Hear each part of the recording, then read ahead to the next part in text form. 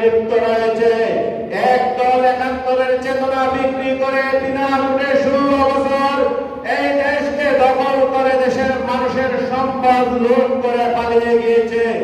আরো একটি দল একাত্তরের মানবতার বিরোধী অপরাধে যারা জড়িত ছিল তারা এবং বন্ড মার্কা, বিয়ার মার্কা, চরমোনাই এবং 24 আগস্ট জুলাই আন্দোলন হাইজ্যাক করে শিশুদের মাধ্যমে গড়ে ওঠা এনসিপি মিলের বিচার এবং সংস্কারের নামে এই দেশে নির্বাচন দিতে পায়তারা করছে।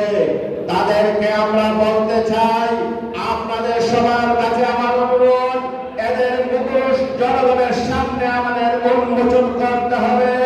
জনগণের সামনে ওদের অতীত ইতিহাসগুলো তুলতে হবে, তুলে ধরতে হবে। নিশ্চয়